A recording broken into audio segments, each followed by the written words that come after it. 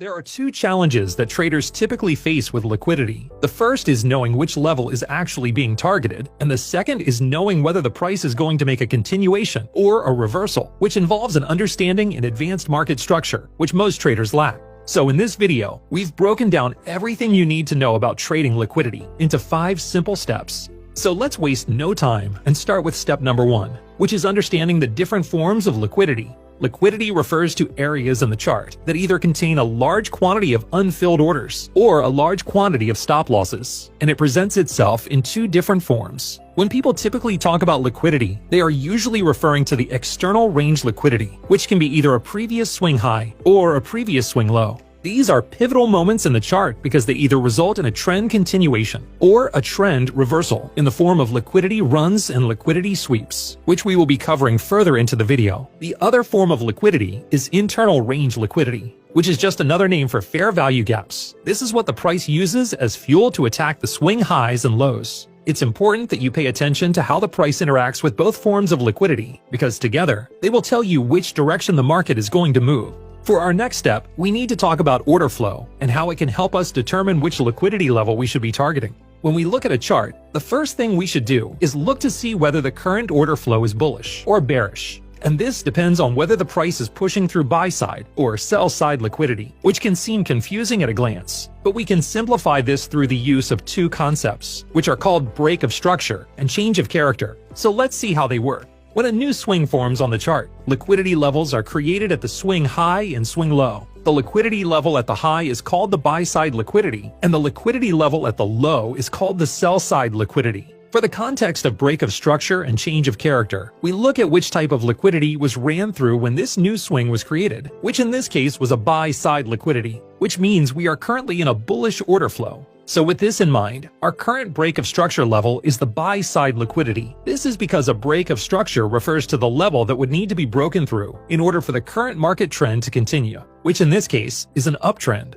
And on the other hand, the current change of character level would be the sell-side liquidity. And this is because if this lower level was to be hit, it signals to us that the order flow might be looking to change, which in this case would be from a bullish order flow to a bearish order flow. But in this instance, the price pushes up and through the buy-side liquidity, which creates the break of structure, confirming that the uptrend is continuing. And now, with this new bullish swing, we have a new set of break of structure and change of character levels that we can use to assess if this uptrend will continue to progress. Here we have another depiction of a price swing, but this time, when we look at the liquidity that was broken before this swing was created, we can see it was a sell-side liquidity, which means that this chart would currently be in a bearish order flow. And this means that the current break of structure would instead be the sell-side liquidity level, because this would be the target level if sellers wish to continue the downtrend.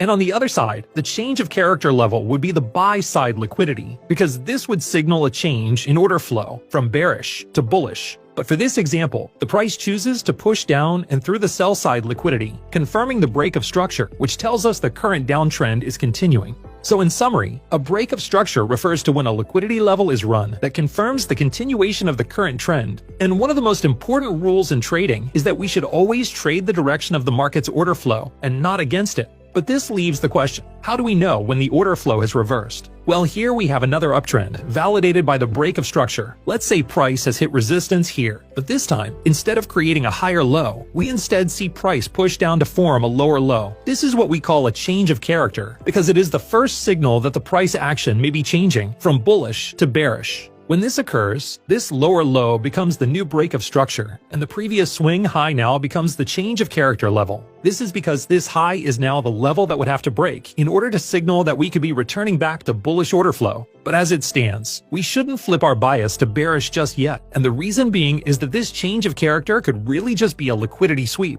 Instead, we want to wait to see if the price will push down and pass the break of structure level, as this will confirm the start of a downtrend. So in summary, a break of structure confirms a trend continuation, and a change of character signals that the direction of the order flow could be reversing. We'll now develop what we've covered so far in our next step, which is understanding the relationship between external and internal range liquidity. Here we have an uptrend, and we know this because the price has created a break of structure by pushing through the previous swing high. And with this new bullish swing that was created, we have our current external range liquidity levels. But because we know this structure is currently in an uptrend, we should be expecting the price to target the upper buy side liquidity level. But in order to do this, it needs to find some kind of support that can create the next bullish leg. And this is where we look within the previous swing for bullish internal range liquidity in the form of a bullish fair value gap. And this is what the market can use as fuel to go and push through the buy-side external range liquidity. So what we've just seen happen is the market has used internal range liquidity to push through the external range liquidity level. And this has now given us a new swing with its own external range liquidity levels. And if we are expecting the price to continue this uptrend, we should again look within this new swing to find a bullish fair value gap that can be used as fuel to create the next leg up. So to summarize this, during an uptrend, we expect to see the impulsive moves leave behind internal range liquidity in the form of bullish fair value gaps that can then be used in the future to push through the buy-side external range liquidity to create new higher highs. And for downtrends, it's the same, but just in reverse. If we are expecting price to break through the sell-side external range liquidity levels, we want to look within the previous impulsive bearish move for internal range liquidity that can progress the move lower in the form of a bearish fair value gap.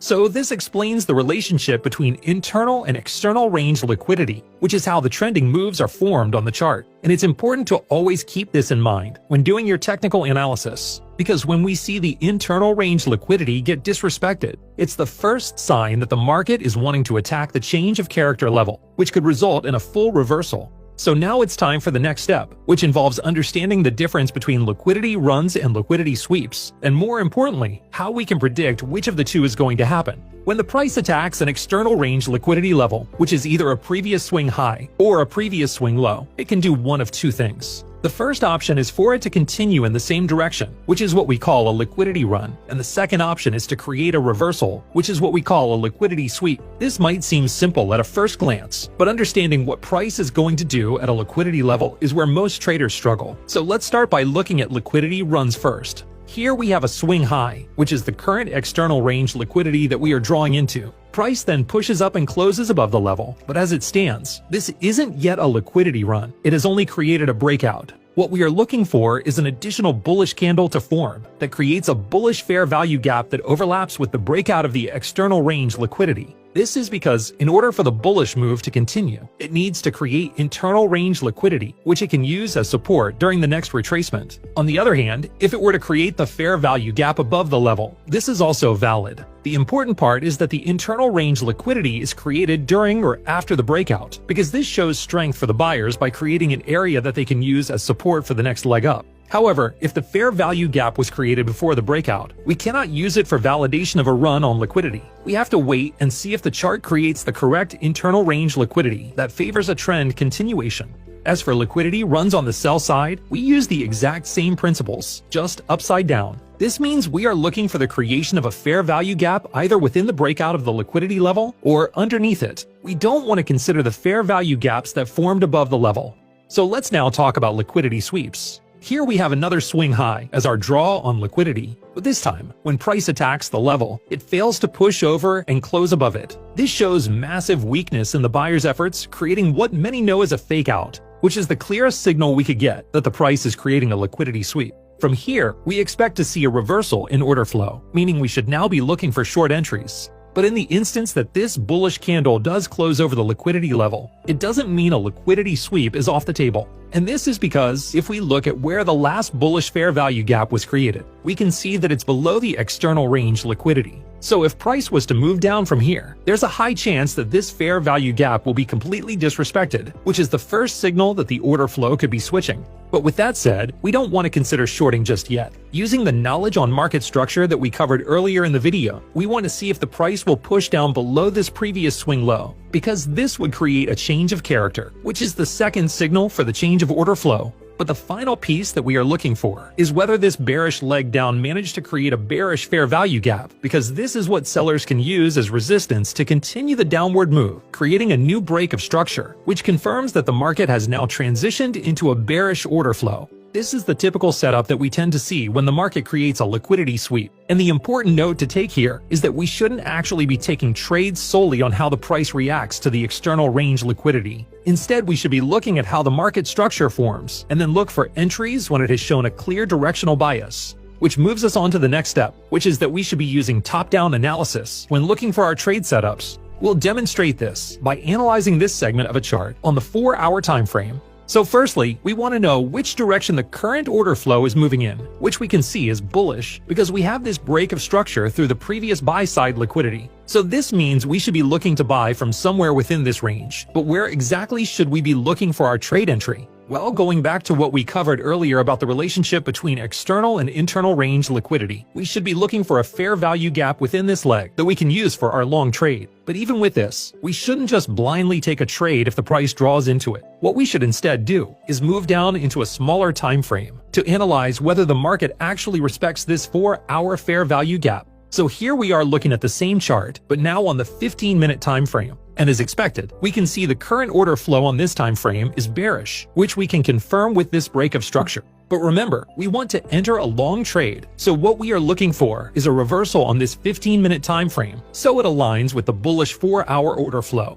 And when we mark out the current external range levels, we see a sweep occur, which as we know, is the first phase of the reversal we are looking for. We then see the bearish fair value gap get disrespected, followed by a change of character, which means all we are waiting for now is the bullish break of structure to signal the reversal is complete, which it doesn't take long to do. When a reversal like this occurs, the first fair value gap to form afterwards is what is commonly known as the silver bullet. This is because it is the highest probability fair value gap that the market can offer. So this is what we will use to enter our long trade. And now we can switch back to the 4-hour time frame with the confidence that this 4-hour fair value gap has been respected based on the confirmation of the 15-minute trend reversal. And from here, we want to see the price push up to the buy-side liquidity where we can exit our trade. We could of course hold this trade for a longer period if we believe the market will continue in the bullish direction. But if we were to do this, we need to move up to a larger time frame so we can analyze the larger market structure. And now here on the weekly time frame, we can see that the market is actually making very bearish swings, which means whilst our short-term trade made sense on the 4-hour time frame, the price has actually moved into a weekly bearish fair value gap. So we should be expecting a reversal on the lower time frames to align with the weekly market structure. The key takeaway here is that we should always analyze what the market is doing on the largest time frames first, because this will give us an idea of how we can expect the price to behave when it hits an area of liquidity on the lower time frames. If you found this video helpful, please leave a like and then comment what trading concept you'd like to see us cover next.